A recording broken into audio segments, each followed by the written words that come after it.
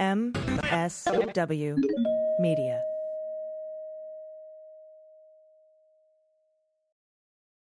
Welcome to Teacher Quit Talk. I'm Miss Redacted. And I'm Mrs. Frazzled. Every week we explore the teacher exodus to find out what, if anything, could get these educators back in the classroom. We've all had our moments where we thought, what the hell am I doing here? From burnout to bureaucracy to soul-sucking stressors and creative dead ends. From recognizing when it was time to go to navigating feelings of guilt and regret afterwards, we're here to cut out the gaslighting and get real about what it means to leave teaching. We've got insights from former teachers from all over the country who have seen it all. So get ready to be disturbed. Join us on Teacher Quit Talk to laugh through the pain of the U.S. education system. We'll see you there.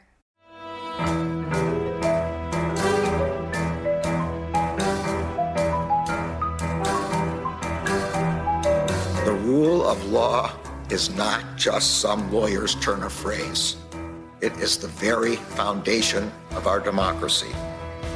The essence of the rule of law is that like cases are treated alike. That there not be one rule for Democrats and another for Republicans, one rule for the powerful, another for the powerless, one rule for the rich and another for the poor, or different rules depending upon one's race or ethnicity. To serve as Attorney General at this critical time is a calling I am honored and eager to answer. So yeah, now it's clean up on aisle 45 time. And for a long while yet, it is going to be clean up on aisle 45. Hello and welcome to Clean Up on Aisle 45, episode 99. It is Wednesday, December 7th, a day that will live in infamy. And I am your host, Allison Gill. Joining me, as always, is real-life lawyer and real-life friend, fresh from the lawyer dungeon beneath my home, where he's been feasting on fish heads and bourbon. Andrew Torrez, hello. Hi, Allison. How are you? I'm really good today. Thank you for asking. Yeah. How are you? How was your weekend? Did you have a nice weekend? Good. But I will tell you that was a pointed question to tee up the reason that you're doing well. Maybe you're too modest to say, but your brand new podcast, You Don't Know Jack, is number 2 on Apple Podcasts. You are behind Rachel Maddow and ahead of Serial. Like, that's pretty fucking amazing. I'm really, really proud of you. Thank you. First episode out already. Get regular drop schedules every Sunday, right? Every Sunday, yeah. It's me and Andrew McCabe. We take you through the special counsel investigations, plural, into Donald. And this week's guest was Hugo Lowell from The Guardian, who has now been appointed the political investigations reporter for The Guardian for Trump and the Department of Justice. So he is still covering January 6th committee in Congress, but he is now on this new beat as well. So we welcome him, and it's just really fun to work with both, with Andy McCabe and everybody at the MSW team. So thank you for saying that. Number 2, my mind is blown. I'm speechless, really, honestly, for like one of the first times in my life, and we're number 4 in all categories, and it's just. It's blowing me away to be right up there with Rachel Maddow, who is one of my journalistic heroes. So thank you all for subscribing. And subscribe to Clean Up on Aisle 45. We are on the charts as well. And every subscription helps knock the Nazis off the lists. So if you haven't subscribed, please do. Excellent timed pitch there. Well, speaking of Clean Up on Aisle 45 and our incredible patrons, how about we give a shout out to some of them? All right. Because we have 65 new patrons this week. Woo-hoo! Thank you so much. I'm so glad everyone's enjoying the second bonus free episode you get at the $2 and up level. So thank you to Sasquatch Says, get your Irish wristwatches at SasquatchesIrishWristwatches.com. Thanks, Sasquatch. Marianne Lavelle, Ryan, Legend of Gary, Debt Gear, Thomas Von Taylor, Rachel Priestley, Hannah Shervitz, TB, Deb Rose, Bob Amp Guitar, Strider Fighter, nice, Dude the Cat, hey bro, please send me catnip, the old man hid mustache, Puzzle is a Tassie Storm, Andy Casa, Anon 00332233, Joshua Tavares, Lamarusk, EY, el que es causa de la causa es causa de mal casado. And Melanie Johnson, Josh Bump, Galetta, Rose Rodriguez, Hillary, Eileen Dranganis, Reed Sanders, April Foytik, Ella Manco, and the Rusty Speleologist. Wow. Let's see if I gave you the hard list. Also, a big thanks to Thor FX07, Nathan Burnett, Chris Condon, Amanda J, Jason Brandt, Simon Crowley, Sean Lero, Thomas Costigan, Torian Gallant, Christopher Scalenda, Trojan Horse News, a funny meme to share with Uncle Frank with real news snuck in the comments on Facebook as Trojan Horse News. That's all one word. Neat. Jacob, yeah way. Steve Bannon's contraband gin bought with Elon Musk's last $8. Kevin Mullins, Debbie Doxey, Catherine McWinney, Sue Harley Mills, Vocal Anesthesia, Kimberly D. Stephen, SC and MA, Jonna Lawrence, William LaFrance, Chad Bisbing, Nathan is back, baby. Yeah, you're right. Ranked Choice Mangoes, Kelly Huft, Beth McLeod, Jackie Katzman, Lenior Simmons, Max Zener, T-Bar, Mailer 444, Nicholas Butt, Elizabeth McCown, and Craig D. Thank you all so much for supporting the show. Yeah. That's thank you. Yeah, patreon.com/aisle45pod, AISLE45POD. $1 gets you a shout out, $2 gets you the bonus episode every week for free, and more than that gets you our never-ending love and admiration. Yeah, and you can join our Zoom happy hour calls, which we'll be scheduling imminently, and we'll let you know about that. So thank you. You make this show possible. Today we're going to talk about Rudy, who didn't fart today, but did wear 2 wristwatches. We're going to talk about something that's going on at the Manhattan DA's office. And I think you wanted to mention a little bit about the flop of the Twitter files. The Twitter files, which, a certain co-host of mine is nervous about. And I admit I am guilty of underestimating Hillary's emails and bag of deplorables as a reason to vote against the most qualified presidential candidate in my lifetime. So, take that with a grain of salt. But this is truly the bottom of the stupid barrel. And we're going to talk about one easily disprovable instance. And there we go. All right, cool. Well, let's open this up with Rudy. Talking about the bottom of the stupid barrel. Boy, oh boy, how the mighty have fallen. And mighty is a strong word. That's true. Doing a lot of work there. So he had his DC bar disbarment proceeding hearing today. Tell me the title of, I call it the disbarment proceeding, but I know it's bar disciplinary board hearing.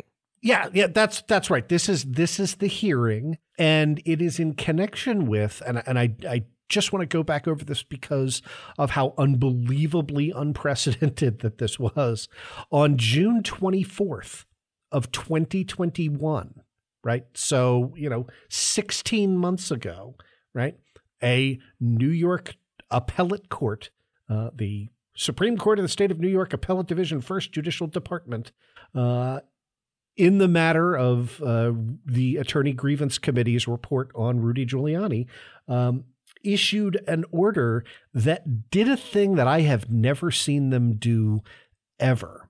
And that is basically an injunction, right? Awarding injunctive relief, immediately suspending Rudy Giuliani from the ability to practice law in the state of New York, pending that hearing. And so let me again emphasize, right? I have seen cases in which lawyers, steal money from their clients. That's the easiest way to get disbarred, in which they are grossly incompetent, in which they are just, in flagrant disregard of the basic ethics rules. And usually the stance of the Attorney Grievance Committee is like, all right, well, we're going to prove that and get sanctions, and then the sanctions can include your disbarment. We're seeking your disbarment. To get them anticipatorily is really something else entirely. And this order was a 33-page order that went through sort of the undisputed facts on the record. And so now we have, just like if you get an injunction before a hearing on the merits, you have a pretty good idea how that hearing on the merits is going to turn out, right? Because one of the things you have to do to win on injunctive relief is to show a likelihood of success on the merits. So the court will say, okay, you haven't put on your case yet. We haven't looked at all the evidence, but based on what you have shown us, we think you're substantially likely to win. They said that 16 months ago. So now it is incumbent. Now we have that actual hearing. And so Rudy Giuliani is entitled to present evidence in his own defense that could mitigate his culpability. Instead, he's taken an interesting strategy in this hearing. Oh, yeah. His strategy is to throw every other ever under the bus that he ever spoke to. He's trying to... Well, I noticed a few different things, and we'll talk about all of them. Mm-hmm. But he's basically saying, look, I was just there to help out. It reminded me a lot of what went on in Michigan, Andrew, with the, hey, I signed it, but I didn't have anything to do with it. I was taking the other lawyer's word for it, and, that you want to talk to those folks, right? That was kind of his, and he also did that with, when the board was asking him for evidence that he kept claiming he had, and it not being in the file, his excuse was, well, I didn't put those files together. That was somebody else's job. So it was always somebody else's job to do the due diligence of something he put his name to, which didn't go well for the lawyers for the crack and strike force in Michigan. And I don't think will go well for Rudy here. I think it's a really weird defense. But to be fair, he's got nothing else, really. I think that's exactly right. And I would add in, this reminds me of King versus Whitmer. It reminds me of our favorite attorney, Captain Underpants, Alan Dershowitz, who was just sanctioned in Arizona in connection with the Kerry Lake, My Pillow, Mike Lindell financed, lawsuit and all of these. So, yeah, and the Hillary Clinton lawsuit that Middlebrooks slapped some sanctions on him on HABA for, and I'm any day now. I'm assuming Tish James will file a sanctions motion for Trump's lawsuit against her that he went judge shopping for again and ended up with Middlebrooks again, which is just hilarious to me. But yeah, it's all kind of got the same echo to it. Yeah, I think that's right. And what we're really seeing is courts kind of coalescing on a theory that says, if you come into this court and you have claims that are either unevidenced and are preposterous, or they're claims that are backed up by, coked out pillow dealers, right? Like then and affidavits from, Terpsichore and that dude Spider, right? Yeah. and Russell Ramsland and forgot about Spider. Yeah, and just people who are obviously not the slightest bit credible, right? And if you didn't do any vetting on their claims and affidavits, of course, Rudy says that wasn't my job. Even though I signed my name to this, which I think there was a discussion about whether he signed the first claim in Pennsylvania or the second amended claim, and he did put his name on the second amended claim. It took a while for him to. It was like peeling a turtle, getting an answer out of him. It's like peeling a turtle. I love that. So here's the thing. And turtles were harmed in the making of this podcast. We love turtles. Here's sort of the way to unpack that. Rule 11, right? And that is the sanction that is specifically filed against attorneys. That's the sanction that was entered against Dershowitz in connection with filing the bullshit complaint. It was half of the sanctions against the Kraken squad in King versus Whitmer. The other half were the court's inherent power to issue sanctions, right? But when you seek Rule 11 sanctions, it is in connection with, and you learn this in law school, of having signed a piece of paper. But the actual requirements for Rule 11 are broader than that, as Lin Wood found out in Michigan, right? He was like, well, they just kind of stuck my name on this thing. And he even got Sidney Powell, like during that mass hearing, to completely perjure herself in front of the judge and say, oh, no, I will take responsibility. I definitely, stuck Lin Wood's name on there when he didn't want me to. And it was such transparent nonsense that the judge in that case was like, yeah, we're not considering that. Here's what it says, right? It says signature, but then this is the language of Rule 11. And keep in mind that the bar committee is not held to this strict a standard, right? This is sanctionable conduct. Rule 11 says every pleading, written motion, or other paper must be signed by at least one attorney of record in the attorney's name or by a party personally if the party is unrepresented. The paper must blah, blah, blah, blah, blah. Unless a rule or statute specifically states otherwise, a pleading need not be verified or accompanied by an affidavit. The court must strike an unsigned paper unless the omission is promptly corrected after being called to the attorney's attention. Then it says, by presenting to the court a pleading, right, which is now signed by at least one lawyer, whether by signing, filing, submitting, or later advocating it, an attorney or unrepresented party certifies that to the best of that person's knowledge, information, and belief formed after an inquiry reasonable under the circumstances, and then you certify 4 things about it. Number 1, that it's not being presented for an improper purpose. Number 2, that the claims are warranted by existing law or by an argument, a non-frivolous argument, to extend, modify, or reverse existing law, right? And you would want that, right? That's think of that as like the Brown v. Board of Education rule. You can say, yes, we understand the settled law is really, really bad. We have what we think are good arguments for reversing it. Number 3, the factual contentions have evidentiary support or will likely have evidentiary support after an opportunity for discovery. And number 4, denials of factual contentions are warranted on the evidence or reasonably based on belief or lack of information. So you put all that together and notice that Rule 11 requires you to do 2 things. Number 1, it says the moment you advocate for a position, we don't care whether you technically signed it or not, right? If you've presented the paper or you've endorsed the paper, that's on you.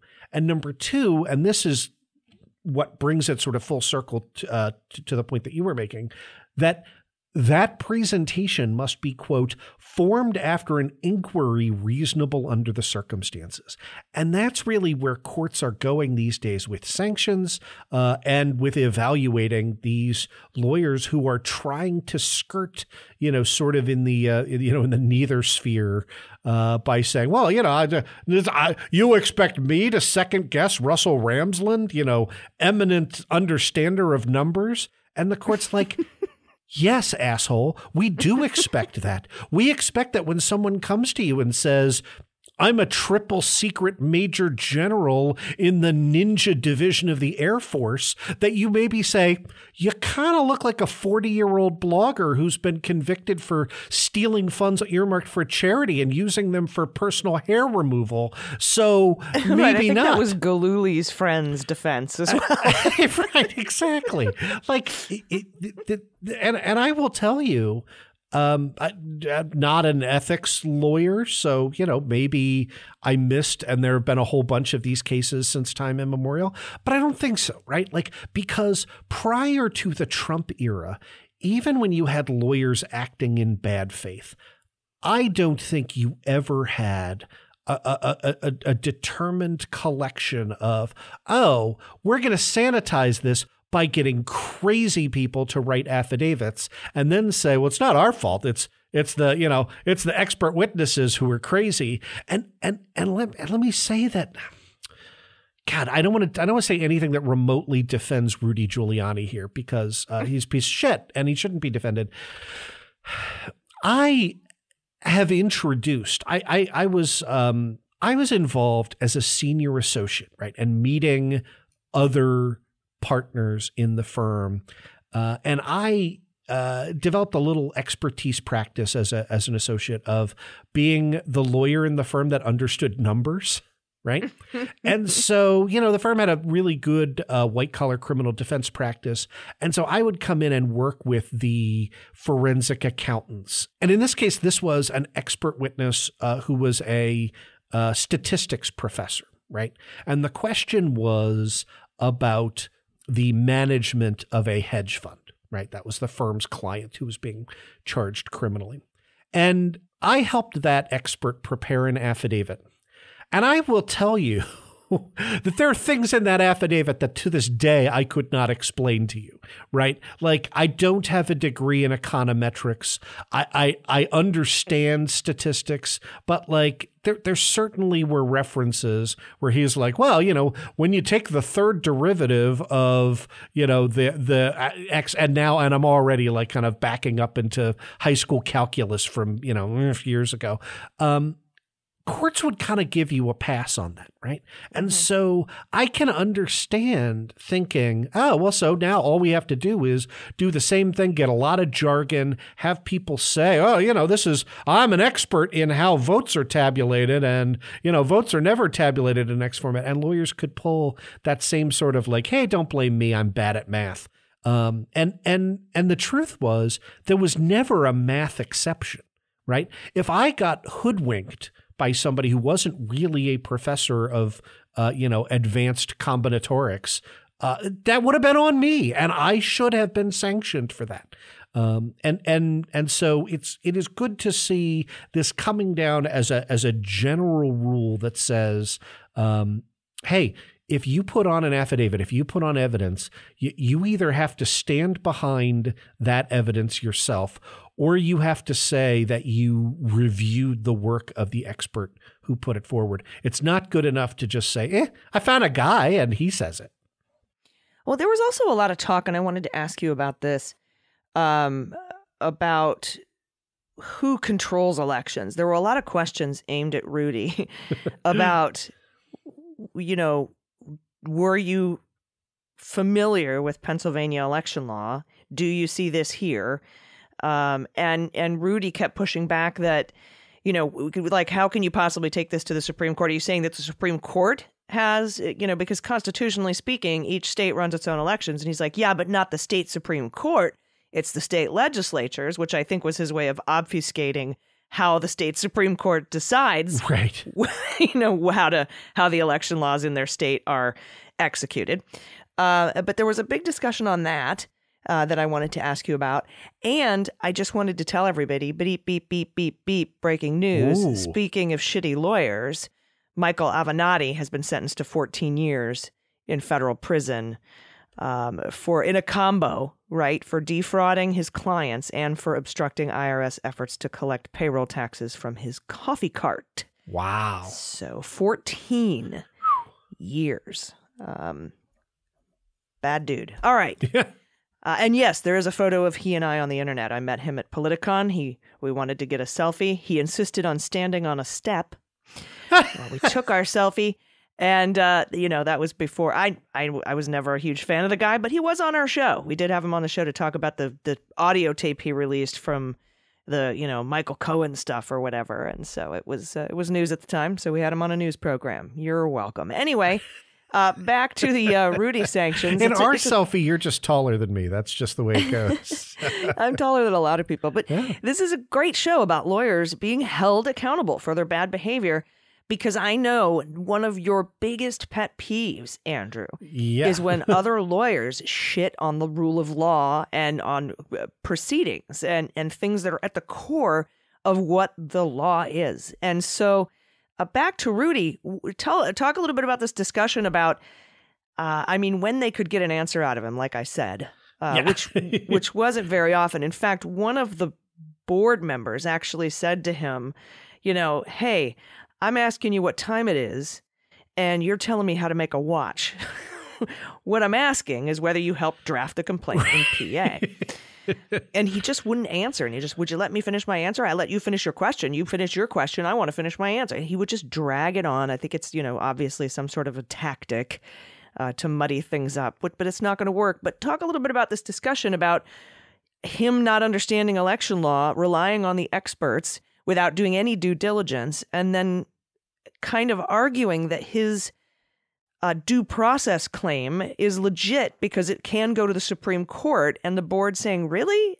Talk a little bit about that. Yeah. And first, let me sort of delve into the nature of the hearing, because one of the questions that I've already seen on social media is, why didn't Giuliani just take the fifth, right? And the answer is, right, civil proceeding, he certainly could, but then they could draw an adverse inference from his invocation of his Fifth Amendment right not to testify. You have an absolute right in any judicial or quasi-judicial proceedings to say, I'm not going to say stuff that would expose me to criminal liability. But unless you're on trial, right, the opposing side can then ask the tribunal to declare an adverse inference. And if they had said, hey, you want to explain how you came to write this complaint? And Giuliani had said, I invoke my Fifth Amendment rights, they would have been like, fantastic. Thanks for showing up. Enjoy your disbarment for the rest of your life, right? So, and that's because, right, when you have the way something becomes a quasi-judicial proceeding is, right, you have a Fifth Amendment right not to be deprived of life, liberty, or property without due process of law. And so the more something, as we have sort of a sliding scale of liberty, we have a sliding scale of what kind of process you're entitled to. And so this is the fact-finding hearing, right, before the disciplinary board, in which you are entitled to show up. You don't have to show up, but again, you don't show up, they can draw an adverse inference about, why isn't he here? You're entitled to be represented by counsel. You don't have to be represented by counsel, but again, you don't show up, you don't have counsel. That's kind of on you. And then at the conclusion of this hearing, which I now understand why they said they've budgeted like up to 2 weeks, and I'm like, it is incredibly rare for a disciplinary hearing to go more than a day. Pretty clear now why it's going to go more than a day. And that's because, and so at the end of that hearing, then the disciplinary committee that has heard this evidence will send a full recommendation to the Bar Disciplinary Board of DC. And then that will go up to the DC Court of Appeals. And that's the same in every state. The state Supreme Court rules on all attorney bar complaints. And so you get to go all the way up with respect to that. Now, with respect to the very specific strategy here, Rudy Giuliani is attempting to argue that he was developing a national strategy, right, for irregularities in all of these states. And so therefore, it's not reasonable to hold him to the standard for each individual state, because this wasn't really about just the election in Pennsylvania. It was about the election in Pennsylvania, Michigan, Georgia, all the states that they lost. Right. This is an incredibly bad and stupid argument, not the least of which is because states, as you point out, states are entitled to run their own elections. And so if you can't articulate in a state proceeding, in a state court, how this violates the state election rules, then maybe you should find someone who can, or alternatively, don't bring these garbage lawsuits in the first place. But the idea was, how can it be frivolous if this is a common thread underlying all of these cases, and I have the right to go up to the Supreme Court to adjudicate, I guess on the like fraud vitiates everything theory. Like, again, even at this hearing, he's not connecting the dots of the argument because those dots aren't there to connect, right? Like, it's just nonsense. Yeah, it was pretty difficult to listen to, if I'm being honest, just because of the obfuscation. Just consistently, let me answer your question. I let you ask it. Will you let me talk? And it just on and on and on. And he would just, again, to tell him how to make a watch instead of telling him what time it was. And then finally, after 20 minutes, you would get the yes answer that you asked in the first place. And then it would go on to the next thing. Can I wanted to ask you a little bit about, is that like a deposition trick to run out the clock or something? I mean, and because, you brought up the fact that they gave this one a week or two as opposed to a day or two, and that is probably why, like, they saw it coming, they saw the writing on the wall. They're gonna hear this till the end. Like, what is even the point? Just to keep his law license another day? Well, again, he does. It's suspended right now anticipatorily. Yeah, right. So yeah, this is mind-bogglingly bad strategy as far as I'm concerned, right? And again, let me give the caveat that I'm not an attorney grievance lawyer, But let me just ask you intuitively, if you were accused of misconduct in your profession, right, and brought before a board of journalists, right, and said, hey, we think you've engaged in improper conduct for journalism, for journalism. We want to strip you of your license to podcast. There's some counterfactuals here that we need to stop. But, and we want to hold you for account for the following claims, right? And then they lay those out. How would you approach that hearing? As a wise attorney once told me, if I had more time, I'd have written a shorter letter. I would go right to the heart of each issue and say either, yes, I did this. This was my intention. No, I did not do this. Here is the proof. I would have all my ducks in a row, and I would present my case in the most succinct and clear way I possibly could. Yeah, that's because you are not an idiot, right? Because look, there's a reason I served that question to you up on a tee, and that is when understanding that this committee has already assembled and produced documents, right? It is your job, right, in there to defend yourself, to make the governing body aware of facts that they didn't otherwise know, or to challenge the interpretation, sort of the what would otherwise be their common sense interpretation of particular documents and statements that you've made. And so in other words, the clearer that you are, the better you're doing for yourself. Right. I would say if I were Rudy, something along the lines of, it was not my intention to mislead the court. I was there to assist and advise on a due process claim. And I unfortunately relied on the expertise of others. If that is actually what happened, we know that's not what happened in this case. But just be straightforward about it, man. Like you're just going to frustrate the people who hold your future, disbarment in their hands. Like, why would you want to piss off a bunch of, like, if I'm sitting in that room of journalists, why am I going to piss them off? That's just, it seems dumb. That's right. And so you also would want to be tied to the three rules, right? Like, you said in my counterfactual, these are the allegations against you for bad journalism. Well, the Attorney Grievance Committee has laid out the allegations against Rudy Giuliani. There are three separate rules of the New York Rules of Professional Conduct. Rule 3.3, which says a lawyer shall not knowingly make a false statement of fact or law to a tribunal, right? And that is expanded by the commentary that says misrepresentations can also occur by partially true but misleading statements or omissions that are the equivalent of affirmative false statements. We all know how to lie by implication, right? That's how I handle my relationships. Yeah. Believe me, I know. That's joke, listeners. So that's why I'm single with cats. Hello, episode 99. So Rule 3.3, you're accused of lying or materially misrepresenting things to a court. Rule 4.1 says, in the course of representing a client, a lawyer shall not knowingly make a false statement of fact or law to a third person.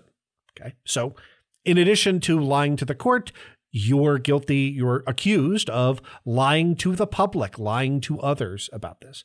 And Rule 8.4 says a lawyer shall not engage in conduct involving dishonesty, fraud, deceit, or misrepresentation, or engage in any other conduct that adversely reflects on the lawyer's fitness as a lawyer. Now, obviously, that last part is a catch-all phrase. Don't do bad stuff. Don't be drunk and flatulent on the election night, wandering around the White House in your underpants, right? Giving people fart COVID. Right, exactly.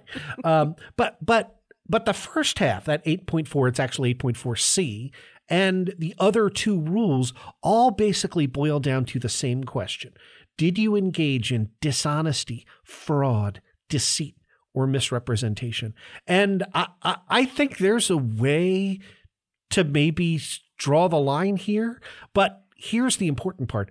There's no way to draw the line here that does not involve a sharp break with the Trumpers, grifters, the people who are supporting you through all of this, right? You have to come out and say to this commission, Yeah, I understand. Joe Biden was properly elected president of the United States, and I was really like carried away with this group that we like didn't. And let me show you some of the number, and the things got persuasive, and we really didn't want it to be true. But here's how I was taken in by that. I have now apologized. I will never, right? Like if Rudy Giuliani wanted to save his law license, that's how you would do it. Yeah, he doesn't care. The president told me I needed to do this, and I didn't have the courage or strength to stand up to him. I was afraid because of what he's done to people's political careers in the past. Anything, something other than it was everybody else's fault. Yeah, and taking 20 years to say it. and keep in mind, it would be a very powerful. I mean, this would be instead of us laughing about it, like this would be an important social moment if Giuliani were able to come out and say what is the truth, which is it's very difficult to tell the president of the United States no. Mm-hmm. And I didn't. And so if you want to discipline me for being too loyal to my client, I will take that.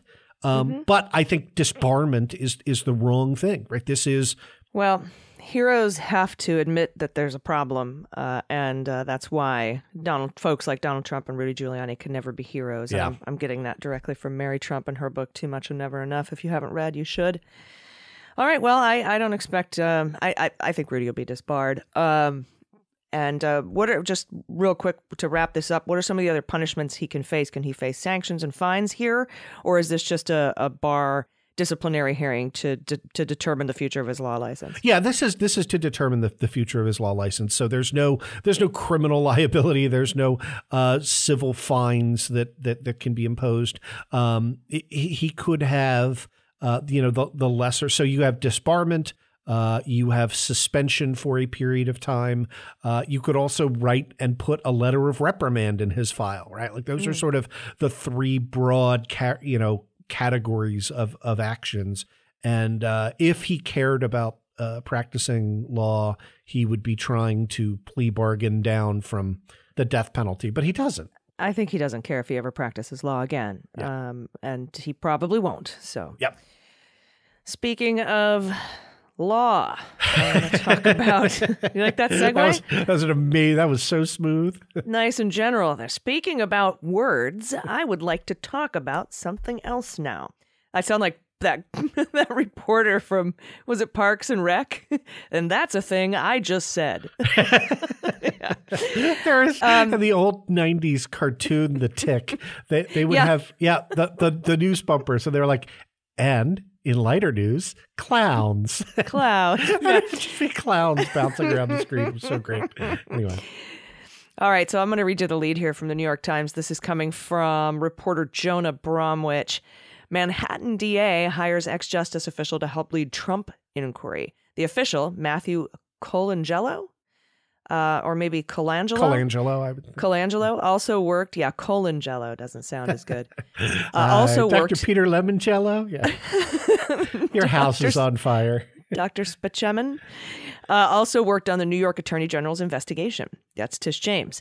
And here's the lead graph here. The Manhattan DA, Alvin Bragg, is hiring former senior Justice Department official with a history of taking on Donald Trump and his family business as they seek to ramp up its investigation into Trump, the former president. The official, Matthew Colangelo, who before acting as third in command of the Justice Department, led the New York Attorney General's civil inquiry. That's Tish James's civil inquiry into Donald Trump. He led that. He's likely to become one of the leaders of the district attorney's criminal inquiry into the former guy. The first thing that flashed into my head was, it's alive, because a little bit of background, after Vance retired and Alvin Bragg won his election as Manhattan district attorney, came in, looked at all the stuff, kind of, and after a week or so, he wasn't really responsive. And then he said, I don't see it here. I don't see a case. Dunn and Pomerantz, two other DOJ folks who were brought in to help the investigation into Donald himself, and as an aside or peripherally to the investigation into the Trump organization and Weisselberg and all that, they resigned, and we got one of their resignation letters, and they were mad. And they were saying that Bragg wasn't going to do anything. He was going to kill this case. And then Bragg was like, no, I'm still investigating. And then a couple weeks ago, we got another story that said, hey, they're trying to jumpstart the investigation into Trump and the Stormy Daniels hush money payoff thing at the Manhattan District Attorney's Office, which seemed like a little bit of, journo fluffing to you and me. And now he's hired this guy, Colangelo, to come in. And I'm interested in your thoughts because you and I both agree that Weisselberg should not have been given that deal that he was given. And there's nothing in this reporting that would indicate that Weisselberg is cooperating with the Manhattan District Attorney's Office, just that he pled and agreed to plead guilty to all of those charges. And there was a lot of stuff that came up, evidence in the Weisselberg-Trump org trial, like signed things with Trump's signed name on them, showing that he approved these bonuses, in exchange for a lower salary so that he, wouldn't have to pay them as much money. He would do it in gifts, and then that wasn't taxable. It's a way to hide taxes, payroll taxes. Right. But nothing about the inflation of assets, although they say that is what this guy might be looking into, because that's what he did over at Tish James's office. So I was curious as to your thoughts on what's going. It feels like Alvin Bragg was like, I'm going to do this myself with my own people, kind of a thing. I don't know. I don't know how else to explain it.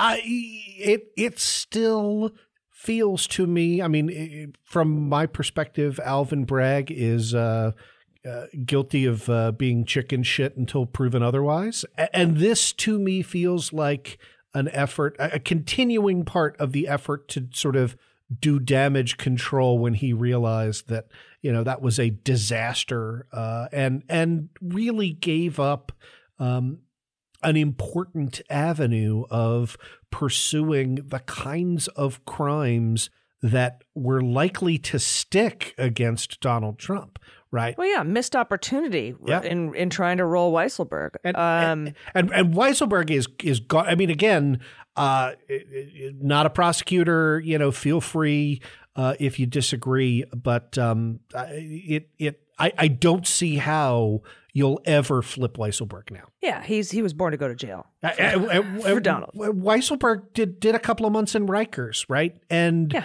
you're not going to threaten him with anything that bad ever again.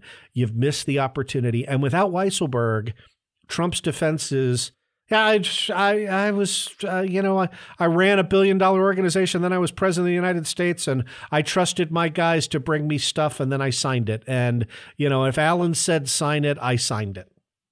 And that is the kind of thing, by the way, that corrupt CEOs say in front of juries all the time, and never get convicted, right? I mean, that. So you think that Bragg came in, decided not to prosecute, Dunn and Pomerantz quit, the backlash was swift, and he said, "Oh fuck, fine, I'll act like I'm gonna."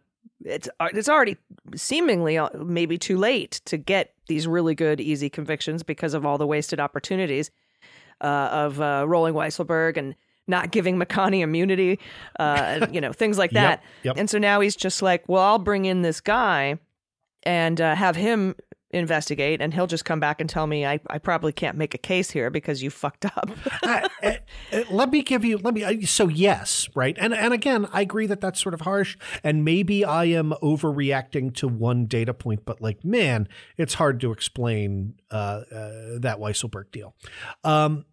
I guess the best case scenario would be, we know there have been ongoing formal agreements of cooperation between Bragg's office, formerly Vance's office, and Tish James's office in terms of resource sharing, information sharing. And it's possible that the communication might have been, hey, looks like Tish James is going to claw back $250 million from the Trump org and, sort of do some real financial damage to somebody who has been a serial financial criminal. That is the former president of the United States. And so it's possible that he called up her office and said, how can we help? Right? How can we be a resource as this is moving in X direction? So that could be, if you want If you want less of an Alvin Bragg is chicken shit explanation, you might have that. That would be my best case scenario. Yeah. We'll see how it turns out. Yeah. I mean, give it another, year? At least we'll be podcasting. I still am trying to figure out, I can't understand the thought process behind the sweetheart deal that Weisselberg, maybe all will reveal itself in due course, or maybe we'll come back and have a declination that we couldn't get anything because Weisselberg wouldn't cooperate and we gave immunity to McConney. I tried. Yeah. But we'll see. And I'm glad you bring that last point out. And I will happily do a mea culpa if that comes out. It is a challenge, right, to second guess declination decisions because they're not written down. And so, you are correct in that. And, we sort of need to have a scoop of humility. But, it's also our job to take the information that we have and try and parse that out. I'm forever the optimist. I hope he gets indicted. Yeah, me too. I just don't. That still wouldn't explain the Weisselberg deal to me. Nope. But I don't know if anything ever will. That guy is. It's the same thing as the direct analog is Paul Manafort, right? Mm-hmm. Mueller tried to get him to flip, and when he wouldn't, Mueller was like, all right, fine, but your ass is going to jail because you're a bad dude. And Alan Weisselberg he has the keys to the kingdom. It would be fantastic if he would flip on Trump, but he's a career criminal. He has spent his entire adult life hiding Donald Trump's financial crimes and profiting handsomely as a result. He is as much a definition of scumbag as you possibly get, and he should have had to have spent the last years of his life in a federal penitentiary. And the fact that he isn't is an injustice. So yeah, if Avenatti is getting 14, why not Weisselberg? Yeah, totally agreed. All right, cool. Before we get out of here, you wanted to mention something about some dumbass fucking dick pic story on the internet, because all this is to me is this is the Twitter files, right? Yep. Elon Musk is like, we've got the Twitter files, and he's like, we need another day. They had to go through and, make sure that they had cherry-picked their information and wouldn't get sued for defamation. And they put out these emails. And the emails show that Twitter decided not to post naked photos of Hunter Biden. And that's it. It's just sort of like TOS discussions, terms of service discussions. I think this violates terms of service. And the guy even said they did it for both Biden and Donald. I don't understand. So, and the First Amendment, isn't. So here's the thing, okay? And you don't understand. Empty wheel is hashtag Maddie's dick pics, by the way. Oh, nice. You don't inhabit right wing crazy land, and that's good. So thank you. So here's what actually happened. Last Friday evening, Elon Musk said, we are going to get to the bottom of the Twitter files. Watch this space. And then there was some delay in rolling it out. And then it turned out that what he meant by that was Elon Musk handed over to Matt Taibbi. By the way, if any journalist has fallen farther than Matt Taibbi in the era of Trump, it can only be his buddy Glenn Greenwald. Although Glenn Greenwald didn't start at as good a place. Like Matt Taibbi's book, The Great Derangement, is seriously, exceptionally well written. Right, a 2008 book. He infiltrates a mega church and weaves the narrative together with 9/11 truthers, and it's really great piece of writing. Today, Matt Taibbi is an agent of the alt-right. Glenn Greenwald sat down and did a dog and pony show with Alex fucking Jones, in which he asked questions like, aren't you too popular? Isn't your dick too big, for us really to mere mortals to handle it? I mean, it was as gross a show as I have ever seen. Our friends over at Knowledge Fight broke that press conference down, but it was the opposite of journalism. It was complete puffery. And of course, Glenn Greenwald went on Tucker Carlson's show, that a white nationalist show, immediately in coordination with all of these files coming out, to explain to insurrectionists why they were right all along, and that the media covered up the Hunter Biden scandal, which would have made Donald Trump president again. So you really are right in beating police officers down and storming the Capitol and trying to kill the vice president. Good job, guys. Now, the thread that hangs all of this together is the idea that while the story was breaking, the Hunter Biden laptop story, which, by the way, like, what are the contents of Hunter Biden's laptop? I mean, other than we know porn, everything else, it might as well be the briefcase from Pulp Fiction, right? Like, you can't see inside it. You never will. They won't even tell you what they speculate is inside it. It's just the MacGuffin. And if the press had talked about the MacGuffin, then nobody would have voted for Joe Biden and Donald Trump would have been president. And therefore, it's okay that, we've threatened to kill and have actually killed people.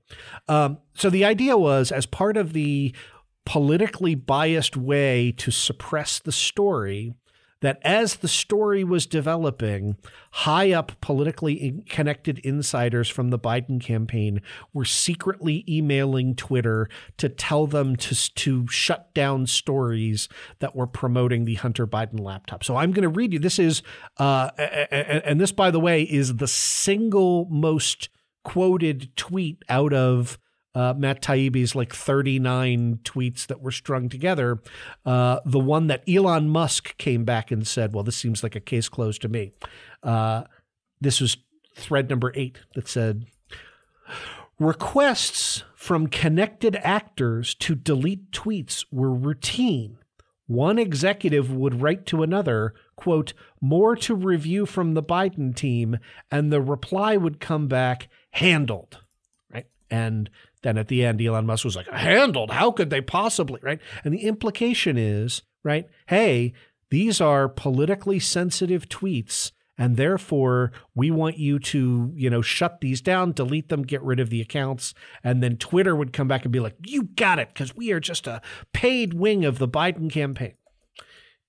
In reality, and these, as you, burst the bubble at the start of the segment, each and every one of these tweets is recoverable via archive.org. And the one that's in, so in other words, so Matt Taibbi says that and then posts an email and is like, see, here's the smoking gun.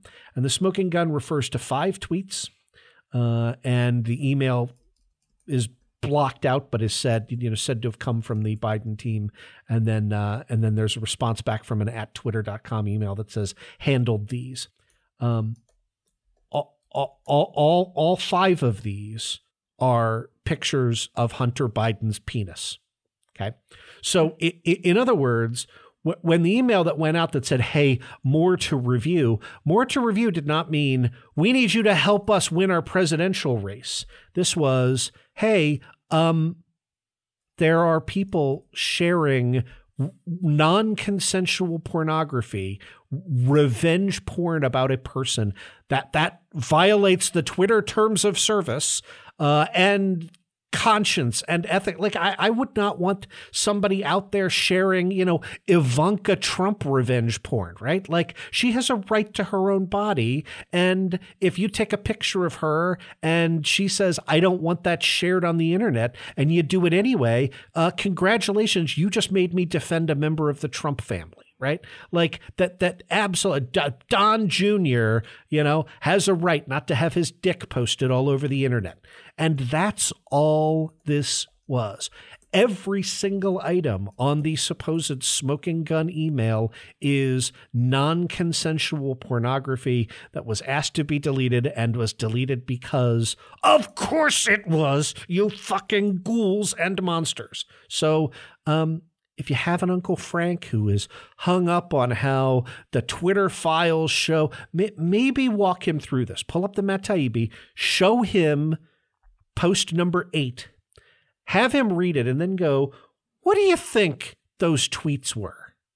And then pull them up on archive.org. And I'm sorry you're going to have to show Uncle Frank Hunter Biden's dick, but if that's what it takes for Uncle Frank to finally realize that this is not a story, this is not a thing, this is not a secret conspiracy by Twitter to elect Joe Biden president, and who knows, maybe Uncle Frank will enjoy it. So more people, I think, would have voted for Joe Biden if they saw Hunter's dick. I mean, just my personal. It's not like you came out and announced an investigation into a laptop 11 days before an election as the head of the FBI or anything. Again, everything they accuse us of is always a thing that they have done worse. That is right. Look, there is no question in my mind, right? There is a counterfactual question. There's no question in my mind that if you delete Jim Comey from the universe, if you replace Jim Comey with somebody who followed the actual FBI policy of not commenting on a politically sensitive investigation during an election, right? As happened regarding the investigation of Donald Trump during the election, right? That Hillary Clinton would have won going away, right?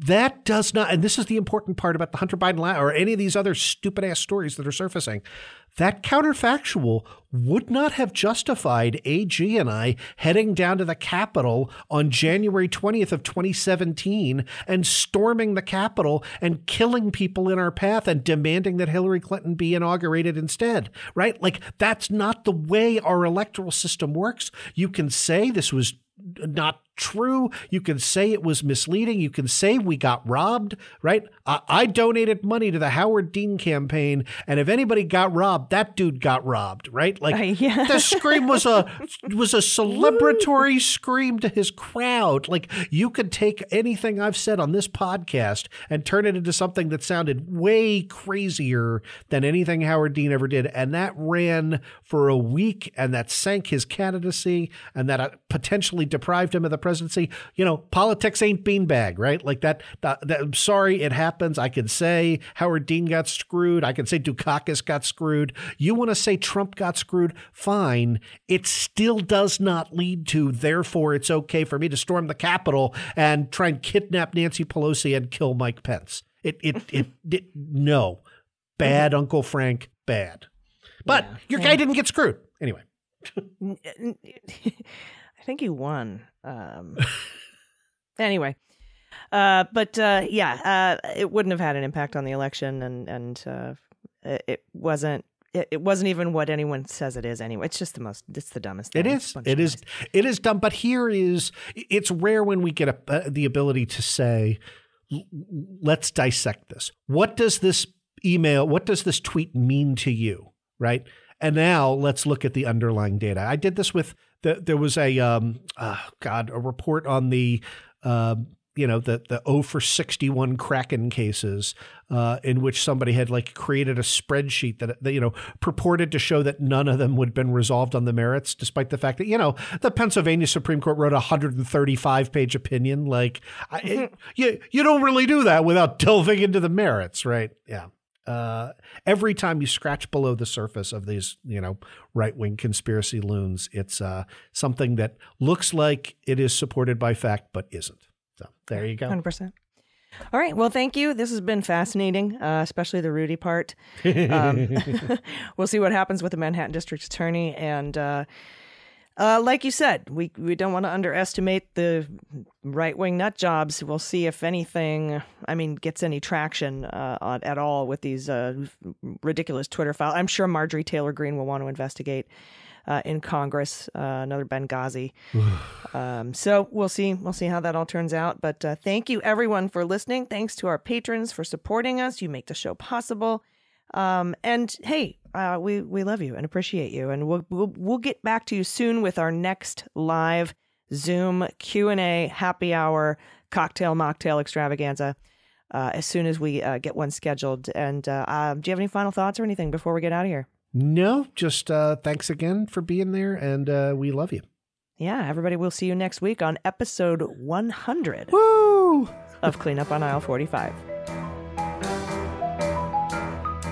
Cleanup on Aisle 45 is written, researched, and produced by Allison Gill and Andrew Torrez, with editing by Molly Hockey. Our art and logo design are by Joelle Reeder and Moxie Design Studios, and our music is composed and performed by Adam Orr. Cleanup on Aisle 45 is a proud member of the MSW Media Network, a collection of creator-owned podcasts dedicated to news, politics, and justice. For more information, visit mswmedia.com.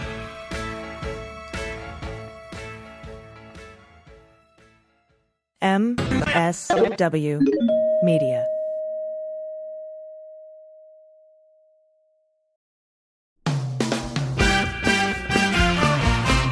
Season 4 of How We Win is here. For the past 4 years, we've been making history in critical elections all over the country. And last year, we made history again by expanding our majority in the Senate, beating election-denying Republicans in crucial state house races, and fighting back a non-existent red wave.